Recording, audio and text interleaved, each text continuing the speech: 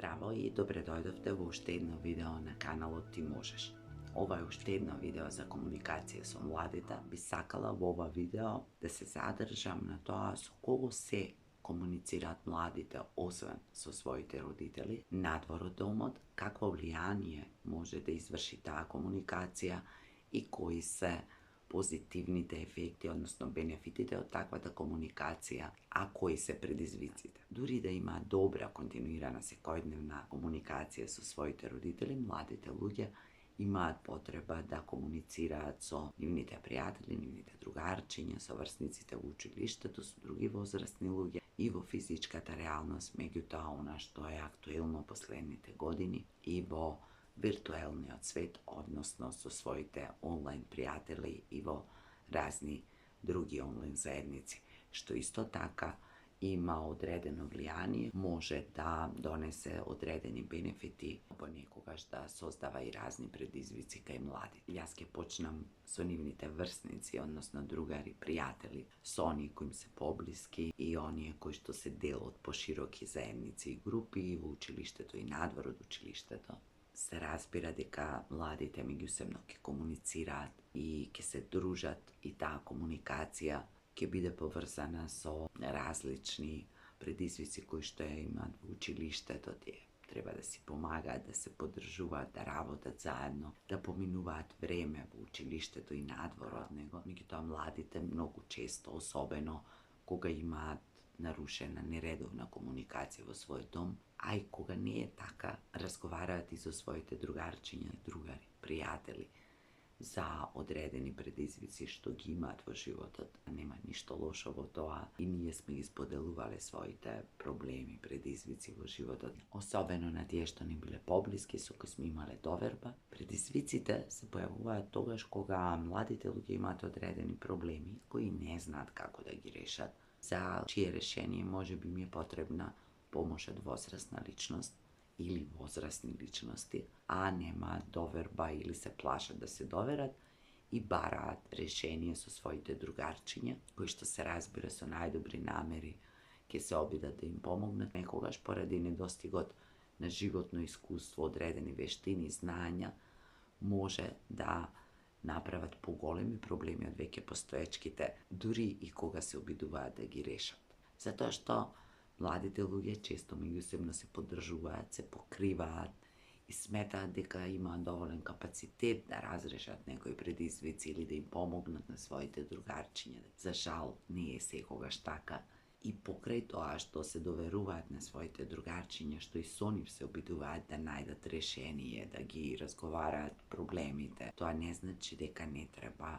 исто така да разговараат со своите родители или со повозрастни луѓе во кои имаат доверба. И ние сме го правеле тоа, и ние сме имале наши мали тајни, па сме се покривале едни со други, па сме се обидувале да решиме нешто заеднички, па ни било за некои работи незгодно, непријатно, срам, како сакате кажете го, да се довериме на своите родители. Меѓутоа, кога постојат проблеми и предизвици, особено кај помладите адолесценти, многу е битно да се разговара со родителите или со некои повозрастни. Другарчињата, пријателите, кои што се на возраст иста како младите луѓе, често немаат решение за проблемите на своите другарчиња, затоа што немаат доволно животно искуство, понекогаш сакаат да ги заштитат своите другарчиња, да ги покријат, а на тој начин им прават лоша услуга. Младите луѓе понекогаш имаат преголеми очекувања од своите другарчиња, преголема доверба или пак немаат иста дефиниција за тоа што е доверба и што е помош. Може да се случи да бидат разочарани, нивната доверба да биде изневерена. Тоа е начин на кој што се расте и созрева и учи. И сите сме ги поминале тие процеси. Тоа што ќе изгубиме доверба во одредени луѓе, што ќе заминат од нашите животи или ние од нивните, или ќе разочараме некого, или нема да умееме едноставно да му помогнеме, да му ги решиме проблемите. И само дел од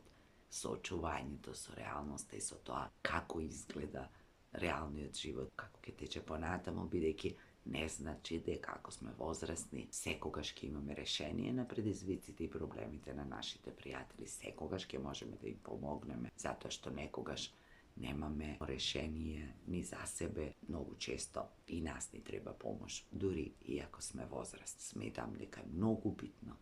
за предизвиците и проблемите, особено кои што се битни, кои што може да влијаат на физичкото и ментално здравје, кои што може да влијаат на безбедноста, кои што може да предизвикаат некакви несакани последици или состојби кај младите луѓе, дека пред се треба да се разговара со возрастните, родителите или некои кои што младите имаат поголема доверба. Понекогаш се тоа родителите на блиските другарчиња на децата, на младите луѓе,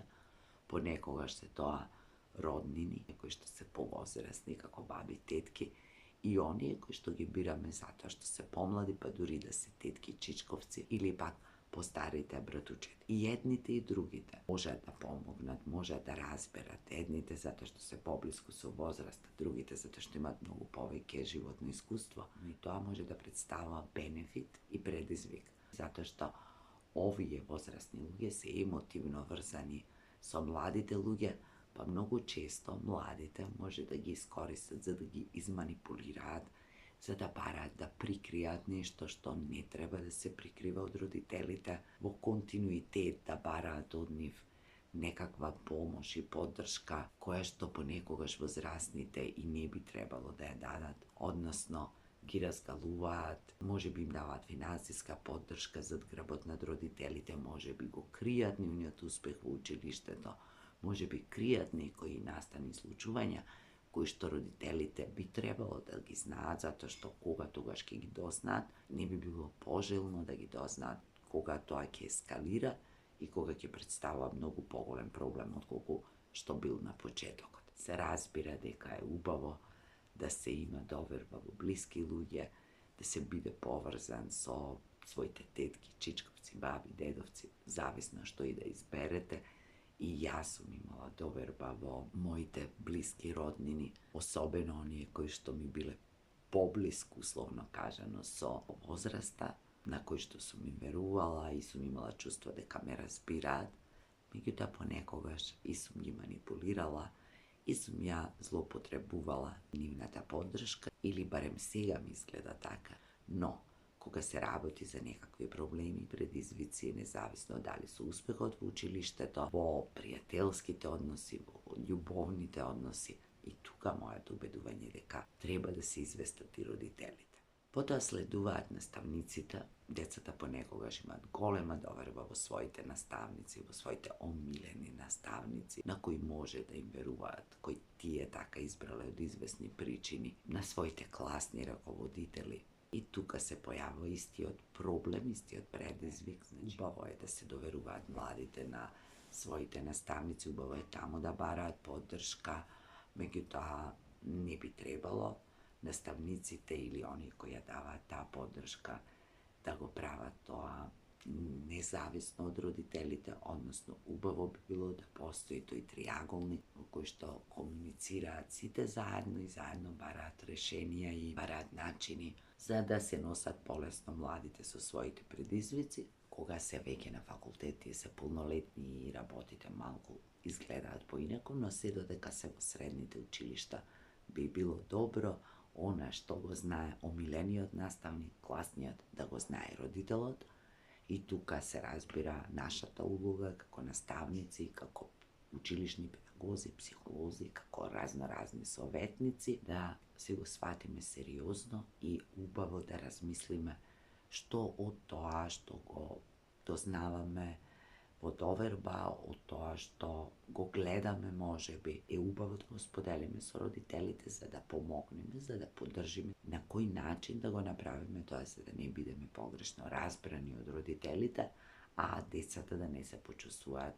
изневерени и разочарани. Во секој случај треба многу вештина за тој тип на комуникација. Сепак се надевам дека младите најпрвен ги бираат родителите, а дури потоа следуваат професорите, педагозите и психолозите во училиштето, односно дека таа соработка je konstantna i postojan. Tije koji što sme uloga na nastavnici, učilišni pedagozi, psiholozi, drugi sovetnici, razni mentori, da imаме постојана соработка со родителите и да бидеме внимателни во таа комуникација, меѓутоа да бидеме искрени и да не заборавиме дека она што е најбитно во целата приказна е младиот човек. Ги спомнав неколку пати педагогот и психологот или стручната служба во училиштето. Жал ми е што постојат предрасуди, што постои едно широко мислење дека кај педагог и кај психолог се оди тогаш кога ќе се има сериозен проблем со успехот. Педагозите и психолозите по училиштата постојат за да се разговара со нив, да се побара помош и поддршка, дури и тогаш кога се уверени дека немаат проблеми, дури и тогаш кога учењето им оди добро, затоа што секогаш нели може подобро и еден разговор може да донесе многу бенефити или да побараат разни алатки, техники кои што ќе им помогне да бидат уште подобри, да покажуваат подобри успеси. Кога се зборува за млади луѓе кои што поминуваат низ период на адолесценција, период кој сам по себе е многу захтевен и бурен, секогаш психологот, педагогот, односно разговорите со нив, нивната поддршка, нивните совети, насоките кои што ги даваат, се добре дојдени за младите луѓе и можат да им користат. Ќе ги спомнам и разните ментори, тренери, врзани со активности кои учениците ги прават надвор од училиштето. И тие исто така имаат значајна улога, и со нив треба да се има доверба, и со нив треба да се има добра комуникација. Се она што кажав за наставниците, класните, педагозите и психолозите од училиштето се однесува и на ваквите тренери, ментори, лидери и нема да се повторувам. Значи, битна е соработката на сите заинтересирани, на сите оние кои што учествуваат во процесот, во работата, затоа што се надевам дека сите им мислат добро на младите и сите имаат заедничка цел, тоа е добробитта на младите луѓе. Па во име на тоа, сите тие инволвирани во тој процес треба да имаат добра комуникација. И се разбира дека има и други луѓе со кои стапуваат во комуникација, меѓутоа овие се тие со кои најчесто младите стапуваат во комуникација, со кои треба да имаат убави односи, коректна комуникација, ако ништо друго, да се обидуваат да градат доверба и сите тие имаат одредена улога, младите им даваат одредено значење, бираат колку ќе бидат блиски и искрени со нив, така што треба многу внимателно да се одвива и да се развива таа комуникација со младите, особено кога имаат проблеми, кога имаат проблематично однесување, кога се чувствуваат тажни, разочарани, неуспешни и така натаму. Освен сите овие возрастни луѓе кои што ги спомнав, секогаш кога е потребна стручна помош, независно дали се работи за психолог, дали се работи за психијатар, треба да се побара таа стручна помош и да се разговара, затоа што понекогаш, како што кажав, со луѓето кои ни се блиски, можеме да бидеме подложни на некакви манипулации, на некакви играње улоги, на некакви проекции, бидејќи се емотивно врзани, тоа може да предизвика да не можеме да ја видиме целата слика и ако е потребна стручна помош, едноставно младите луѓе да ја побараат, доколку има потреба, се разбира, да се вклучат и нивните родители. Живееме во време кое што е прилично стресно, изложени сме секојдневно на различни видови стресови. Поминавме еден сериозен 2-3 годишен период, од кој што се разбира, претрпевме најразлични последици, сите, во кои што не знаевме, можеби ние возрастните, како да се носиме. И ако е така, тогаш на младите тоа им представувало уште поголема потешкотија и се уште ги носат последиците, меѓутоа треба да се снаоѓаат и да се носат и со предизвиците на секојдневниот живот и да имаат колку што е можно поквалитетен, порадосен, поисполнет живот со колку што е можно помалку посериозни предизвици и проблеми. Младите имаат потреба да комуницираат и со други луѓе, освен со своите родители, со кои имаат контакт секојдневен во оваа физичка реалност, меѓутоа постојат и разни пријатели, млади па и повозрастни луѓе, кои што ги среќаваат по мрежите, со кои исто така може би комуницираат и секојдневно, или пак се приклонуваат на различни групи, исто како во реалноста, исто така и онлайн, разни групи за помош, поддршка, и тука треба да бидат многу внимателни, затоа што знаеме дека се она што се прикажува виртуелно, се она што го гледаме онлайн, не е секогаш вистина, не е секогаш реално. Младите многу лесно може да бидат понекогаш поведени под некоја таква лажна слика,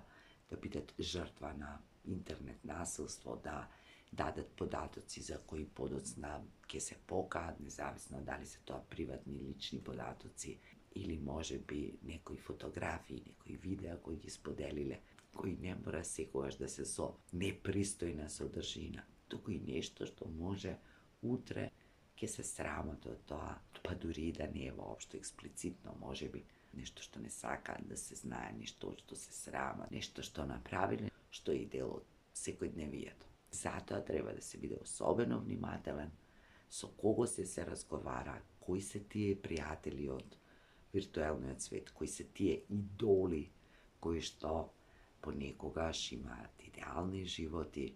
кои што понекогаш се представуваат како идеални и совршени, или барем младите луѓе ги гледаат така, и во какви заедници влегуваат и дали тоа им носи повеќе корист или штета. И тука е потребна помош и консултација со возрастните, со родителите, затоа што нели, поради недостигот на животните искуства, можат многу лесно да бидат поведени, да влезат во некои групи во кои што нити им е местото, нити пак имаат бенефит од тоа. Може би првично им изгледа дека тоа е некој начин на бегство од се оно што им се случува, меѓутоа многу треба да се внимава, да внимаваат и младите, да внимаваат и родителите и другите возрастни и да разговараат за тоа. Дури, како што и во сите видеа кажав, доколку понекогаш младите луѓе и погрешат, грешките треба да се исправаат, да се побара помош и поддршка од возрастните, а понатаму се разбира